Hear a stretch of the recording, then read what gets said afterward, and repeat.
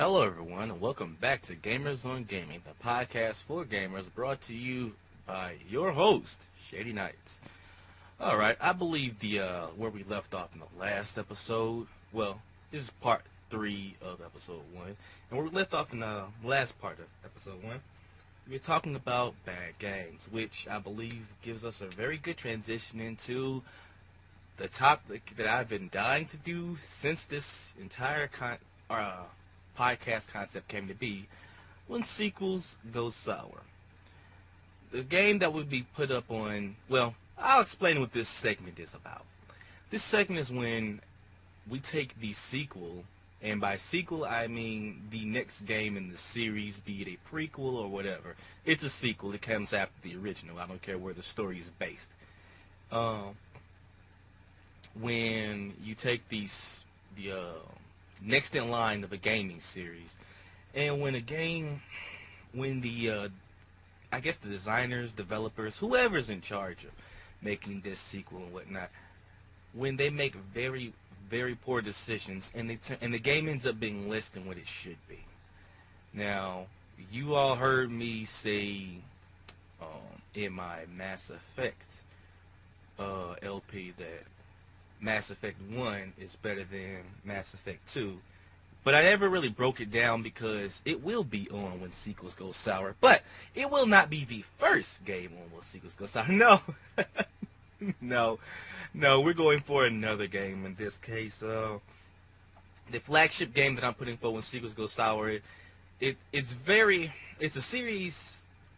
I can't say that this is a series very close to my heart in the terms of I've played every last one of them.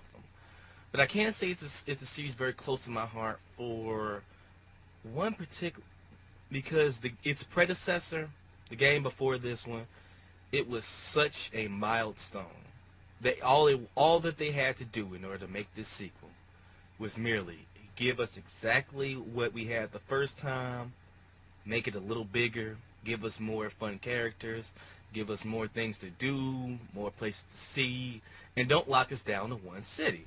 Now, I'm pretty sure with all of that, you all are probably guessing what game this is, and if you guessed Grand Theft Auto 4, you're absolutely right. That's the first game for which sequels go sour. And I can already hear the people complaining as we speak, how dare he say Grand Theft Auto 4 is a sad sequel, it's a sour sequel, it's a sequel that has gone sour. Did you see all the perfect 10s and 9.5s? It's a crowning achievement to Gameosity. How dare you? Well, see, the thing is, it's not a crowning achievement to Gameosity. Remember when I said games are like cakes, and the quality of the game is based upon the quality of the ingredients, the amount of ingredients you use, so on and so forth, and what have you. If you don't recall, watch the last episode, then watch this one. Yeah. If you all don't know, Grand Theft Auto San Andreas was the game that came out before Grand Theft Auto 4. And frankly, wow. But before we get to that, let's take a look at the previous games. I haven't played the original 2, and I haven't played 3 and Vice City either. But I have seen an LP, a full walkthrough of 3, and I have seen 80 or 90% of a walkthrough of Vice City. And I've seen bits and pieces of 1 and 2 from here and there. Still enough to kind of get when you see a little of a Grand Theft Auto game, you kind of see everything that's there. With, to me, the exception of San Andreas, but we'll get on that later. 3 was a severe step forward. But let's stay on this analogy with cakes. With each series, it's like a particular cake or dessert or what have you. We'll say cake, just because I like to stay on that particular subject, because everyone loves cakes. If you don't, think pie or pastry or something like that, or ice cream, but I'm saying cake. Think your favorite dessert. Each series is a different favorite dessert, cake, whatever. And the Grand Theft Auto series, we'll say, it started off as a chocolate cake. Grand Theft Auto 2 was a a refined chocolate cake. It was the first one was good, the second one was better than the first one, but they were pretty much the same thing. When 3 came out, and they made it 3D, and they gave you a story with characters and this and that. They were doing this, they were saying that, crazy radio. I'm pretty sure they had the radio stations in the other ones, but we'll just say for the sake of argument, they improved the radio stations. More music and all that other stuff. You know, you could see the people you were beating up. You could see what you were doing to these folks and whatnot. It was a severe step up. So this is like a chocolate cake with delicious frosting. I mean, really good frosting. But the cake was still good too. I mean, they really improved that cake. But the frosting that they added on this stuff with the 3D and whatnot, wonderful.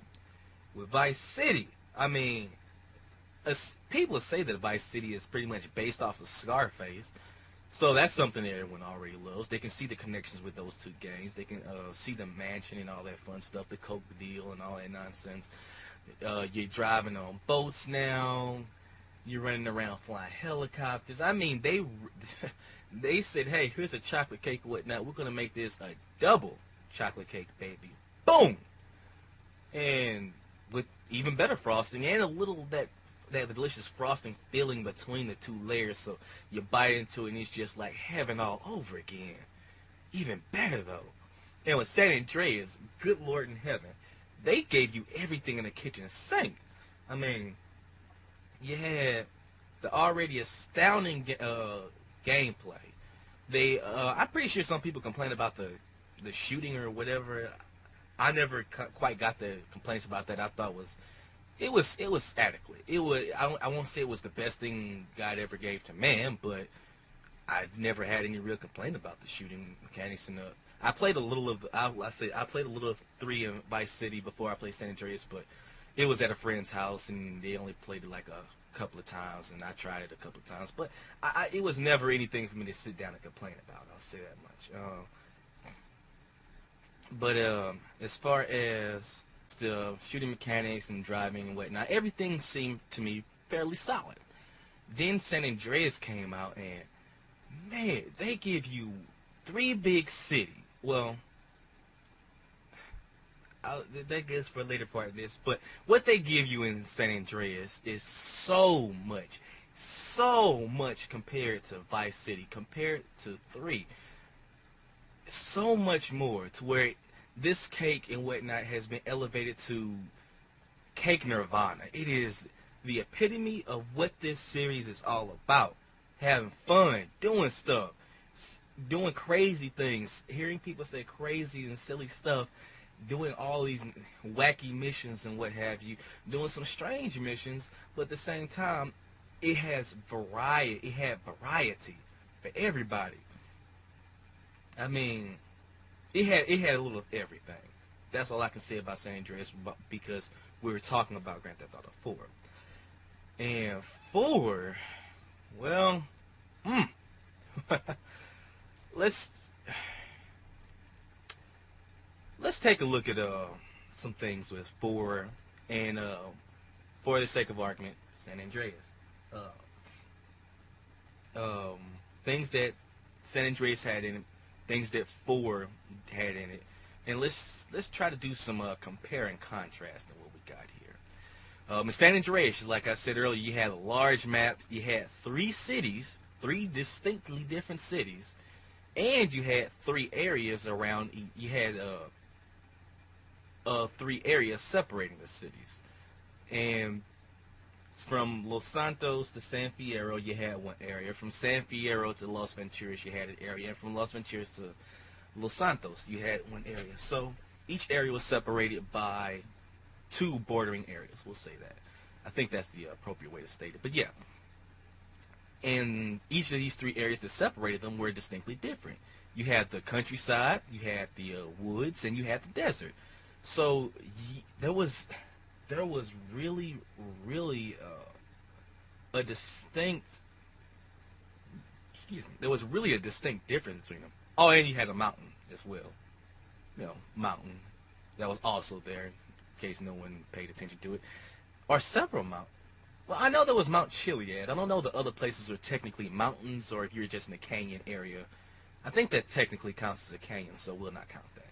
But yeah, you had that, and what you got in um, Grand Theft Auto 4, you just have one city with three bridges separating each particular section, if I'm not mistaken.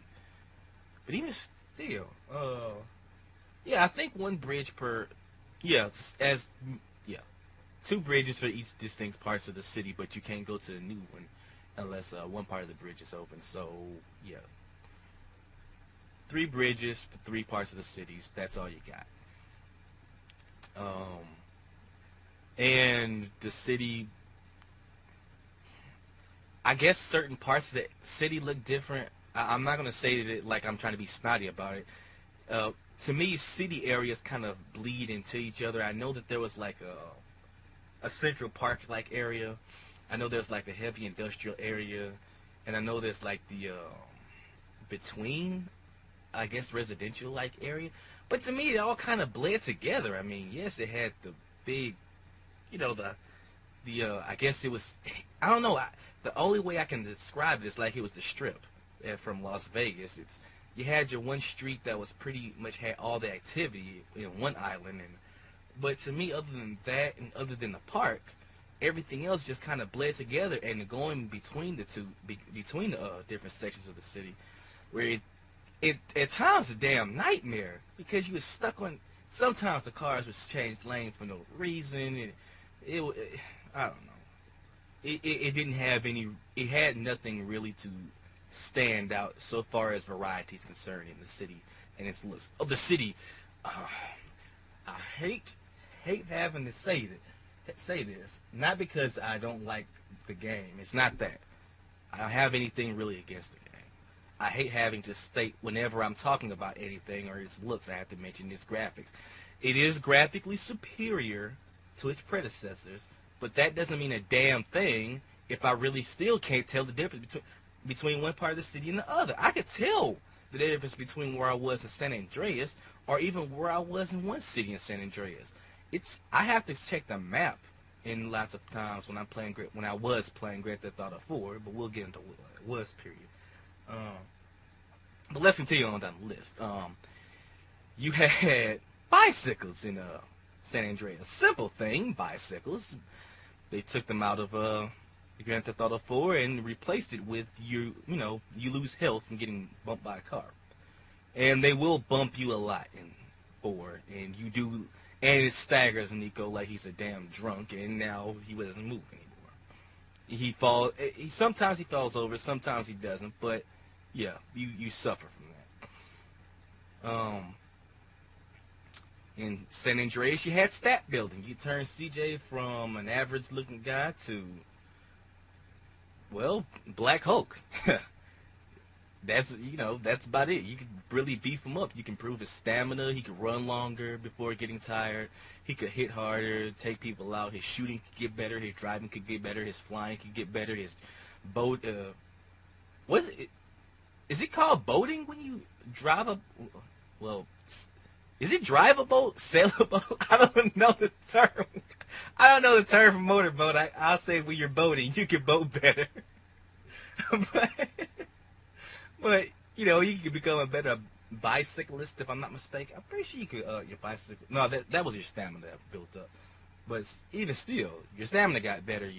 All this other stuff kept getting better, and you could either leave it as standard or you could actually dual wield a few weapons as soon as you got, gangster in them. I believe that was the maximum level of it, gangster. And you don't get anything to replace that in 4. Not a damn thing. The same Nico that you start the game with is the same Nico you end the game with.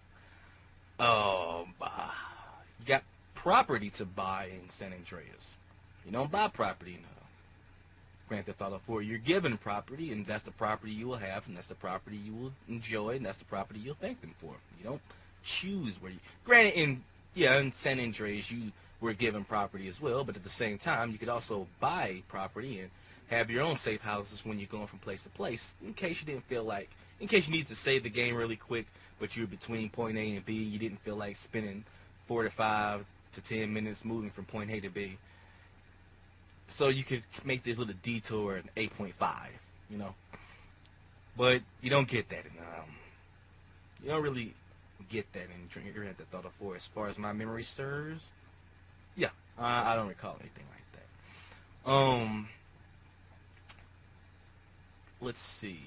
In San Andreas, you had a pay and spray co-op evasion. Now, that's still there in Grand Theft Auto 4, but the thing is, you have to stay out of your circle. Well, your pay and spray was your cop evasion, essentially, for San Andreas. They replaced it in the spray your car or start a mission or something like that in Grand Theft Auto 4 by giving you the circle to stay out of. I mean, you don't have to worry about collecting stars. In fact, I don't think I've ever saw one star that you can collect and make your thing and make your wanted level go down in Grand Theft Auto 4. I could be wrong. I never saw one, but if there is, let me know. I'd like to know where they are. But yeah. And 4, you just have to stay out of the circle long enough that pops up on the map around you. If you stay out of it long enough, no cop sees you, then your evasion goes away. That's more of a taste thing, I personally prefer the pay and spray, but the circle thing, it has its uses. I can see the benefit of doing it that way. It is intense. It can be intense at moments, so I wouldn't call that a bad thing. It's more of a trade-off kind of thing. But in San Andreas, you could also just jump into the pay and spray if the cops are watching you, and then you can get away with them and go on about your business. If the cops are watching you go into pay and spray, you're screwed. They won't spray your car. You gotta get away. You gotta make sure they're not watching you and whatnot, and then you'll get your car sprayed. Now, once again, this can be argued as merely a flavor thing, to me preferring the whole jump in there, get my car sprayed, and go about my business. You could argue that it's more realistic that way, and you'd be absolutely right. It is more realistic that way. And I would argue back with you, I don't play a Grand Theft Auto game to be playing realism in any fashion, other than that I'm a person in a city shooting stuff.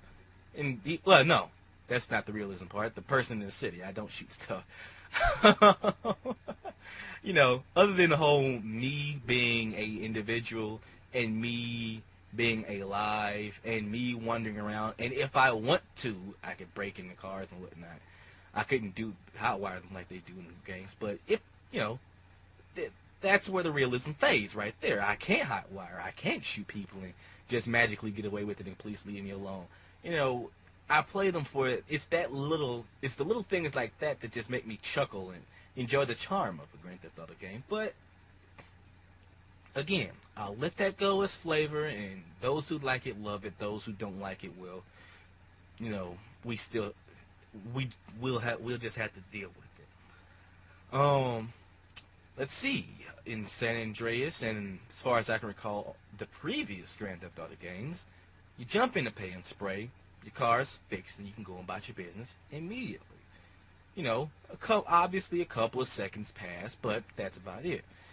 In Grand Theft Auto 4, the in-game clock moves forward by, I think, 4 to 12 hours? I want to say 4. I'm more confident with 4 than I am 12, but around that area, it moves at least 4 hours. It moves the clock at least 4 hours. I could be wrong, but it moves the clock forward a few hours. So that can actually screw you over in a mission. You were going to go to one place, but your car is messed up. You don't feel like driving with a busted down car, and there's no car of the quality that you're driving in 4. With, there's no quality car of the high quality that you may be driving at the time when you're playing 4. So you say, hey, I'm going to get this car, fixed, and then I'll go and do this mission. You hop out. You drive to pay and spray. You get a car fixed. Oh, wait. You missed your mission. Now you got to wait what? 20 more in-game hours in order for you to get the mission again. Thanks a lot, pay and spray. I don't need realism in my video games. Not complete realism. Some, yes, so you can get me involved in the story a little if you're going to have story. Yes, some realism or some things are to be expected, but at the same time, I love to play my game. I love to continue this mission. pretty please with sugar on top.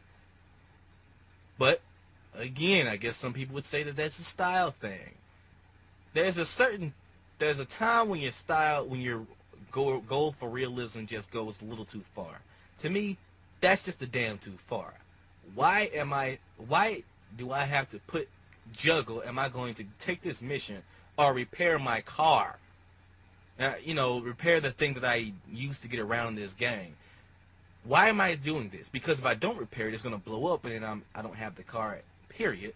When there's a 9 out of 10, 50-50 shot that I can keep the car when I take on the mission. 50-50 may be good sometimes. Other times it may not be so good because they'll give you a crappy car, and now you don't have the good car, and you're just stuck with this POS that you're forced to drive. But still, I shouldn't have to make this decision. I shouldn't have to hope that I'm getting a better car when I'm taking on the mission. I should be able,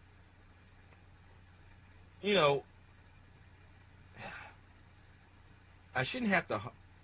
Yes, I hope there are missions in San Andreas and 4 in which you're playing, and you have a great. There's been plenty of times when I've had a great car, and then all of a sudden I have this mission, and I don't have my great car no more. I have this other car. But the thing is, I've never placed. It's happened a few times in San Andreas when I've repaired my car, and then all of a sudden I got another one. But I've been less pissed about that than me waiting on doing one mission in 4. And in my waiting around to do a mission, something stupid happens and my car gets hit and it's almost smoking, and I like the car I'm driving. It's a good car, one of the rare spawn cars. And I am too far away from where it spawns, to go back there and then come back and take on my mission. I'll miss the mission. So I say the pan spray is right here. I go in there, I miss my mission. So, damned if I do, damned if I don't. No, that is bad. Bad Grand Theft Auto. Bad Rockstar. That is bad. No. But beyond that, from what I've seen in the Grand Theft Auto series, the stories in these games have always been comedy based. Oh, there's drama there. You get broken out of jail, and you get stabbed in the back by your girlfriend, and then you get bussed out of what is that? A prison bus or something like that. You get your coke deal, your drug deal goes bad and whatnot, and now people are looking at you to make it better. Your mother dies, and you're going to bury her. You want to find out who did this to her. They've had drama in the games, but besides that drama, what seems to play the lead for the series would be the comedy. I cannot remember all the side characters in 3. I do remember, I believe it was Rosenberg in Vice City. You had him. You had that chick that was hanging around the guy in 3 who was always talking all the time, and I believe she even pissed him off at the very end or something like that. You have her who's funny, and her group who's humorous.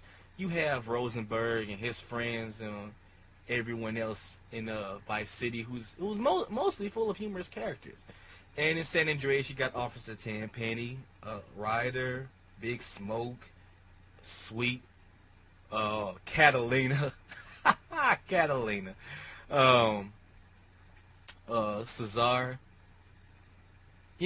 A wide range of humorous characters who can be serious and who at the same time can also be funny. It's a balancing game that they play. So I guess I shouldn't say that drama takes a second fiddle to humor. They both share the spotlight. They generally, the games have balanced the drama business very, very well, and I am very pleased. I'm 9 out of 10 times pleased with how well they do that. But with 4, all it is just seriousness and drama, and and I don't mean seriousness. Well, actually, yeah, I do mean seriousness in the sense of just nobody's smiling or anything like that. A lot of the humor in 4 is really dry in comparison to the other games. It's really dry. It's oh, it's that word I'm looking for. It's it's more of ironical humor and whatnot. And admittedly, there are funny characters in 4. There are some funny characters. Roman isn't one of them. Shoot, I can't think of many characters that are really all that funnier. They have much girthy personality in 4 other than one of the mobsters. And even he's funny because of the predicament he's in. The Pecorinos, if I'm not mistaken.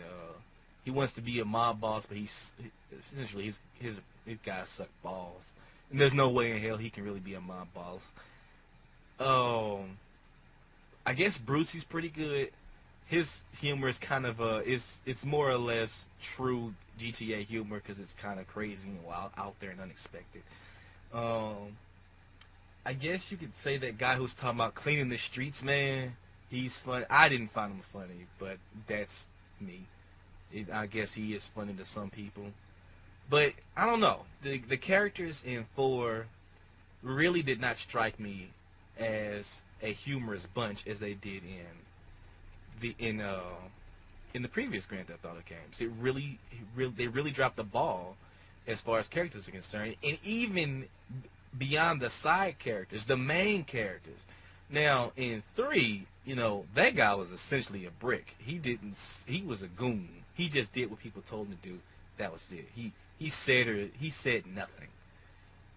So I can't really compare him to any. I can't really add him in this comparison, but I can compare the one from Vice City. I can't remember his name. I'm sorry. I don't remember his name. The guy from the Vice City. I want to say Tony Cipriani, but I know that's not him. I'm 50% sure that's not him. You got the guy from Vice City, and then you got CJ. Now, though those two are relatively serious, and I find the one from Vice City to be more of a douchebag than funny, both of them do have their moments of humor. Now, CJ is more of a I guess he falls more into the place of ironical humor and whatnot, but at the same time, he's very sarcastic. He's very smart-mouthed. There's a lot of joking around with CJ. He will joke around. He won't let some things go, and some things he'll just ignore and won't get. He's an all-around kind of character. The one in Vice City was more of a mobster, so not much joking around with him, but at the same time, but there were occasions in which he would give you a quip here or there. Not many occasions, but they were there. Nico, on the other hand, whines incessantly through the entirety of 4. Whines about how things are horrible, about how he did some horrible things, and people sold him out, and he's out to find the person that did this to him, and give me back my cousin. And granted, yes, he has valid reasons to be pissed. Yes, he has valid this and that. But why is that all that he does? All he is miserable. All the time. I understand he has a miserable life, but I don't really care about his miserable life because I'm playing a Grand Theft Auto game. I'm playing a cake that I'm expecting to be chocolate, and here you are handing me this sad vanilla. Nothing wrong with vanilla, but you give me sad vanilla. I can't even get the good stuff. The really good stuff that has little alcohol in it. Not to get drunk, obviously, because I'm enjoying my cake, but to enjoy the flavor of the vanilla. The good flavor. You give me the stuff that you find in the store that is fake vanilla. You give me fake vanilla as far for a main character that the guy that I'm sitting around playing as. You give me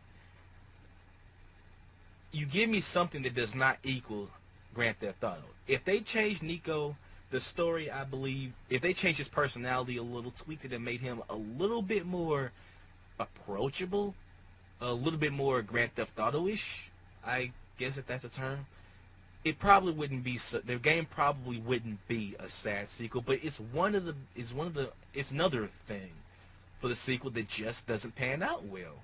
The characters and the humor is completely the humor for the characters are completely lost, and for the characters that are funny at some times will grow old on you quickly with their incessant phone calling you every 5 minutes, wanting to see some American titties, wanting to get drunk, wanting to go bowling, or watch a comedy or something. It gets annoying. I'm sick of characters always bothering me every 5 minutes in that game. It's stupid. It's very stupid. It ruins the characters that you may come to like, or gives you no chance to actually like them, because by the time you actually progress with them in the story, you're sick of hearing from them. There's no time away from them for you to wonder how they are, what they're doing, if they're cool, or like there was in the other games. There's no pause, no breathing time. They're always on your back. But that's just the difference between, that's another difference between San Andreas and Grand Theft Auto 4. Let's continue on with this list. We stopped at the humor that's missing and the characters. Airplanes. You could steal airplanes in San Andreas. Novel concept. Stealing a jet or a crop duster or something like that in San Andreas and just flying it away to be a bird, a balloon wafting. Mesmerizing. And in 4, if I'm not mistaken, it's either 5 or 6 stars you get for going near an airplane. They will hunt you down for going against an airplane. I remember that. I thought it would be cool to steal one of those things and just fly around the city, then jump out into the ocean or onto the ground if I felt masochistic. But no, I got 6 stars, had to run out of the airport and managed to get away from the cops in a Jeep with 3 tires blown. Craziest damn chase of my life in a Grand Theft Auto game. But yeah, no, I can't steal it. I can't steal an airplane because of the whole 9/11 thing. I guess they want to throw that bit of realism to my video game. The terrorists win at this point. They win at this point when I can't play my game without you not letting me do stuff in my game to be free because you want to represent the daggum fear that everyone's feeling. They win. You are so scared. You're not letting people in. You are so scared. You're restricting yourself in your own leisure. Fear wins. Terrorism, the promotion of fear, wins at this point. That's disgusting. That is not Grand Theft Auto. That is not Grand Theft Auto at all when you sit down here tying yourself down like that. Something that you had in the first game that was fun, and you take it out because you want to be more relevant or edgy or what the hell ever their excuse is. I don't know what their excuse is. I'm merely stating the more common excuses you hear when people say that we're trying to introduce people to things and let them know how dark and grueling it is. I don't care. I don't. I want to play my game. I paid $60 for this. My brother went out and bought an Xbox 360 specifically for this game. That means upwards of $280 have been spent for this game, and I can't fly a plane in it? Really? Really? REALY! Exclamation point, exclamation point, 1, exclamation point.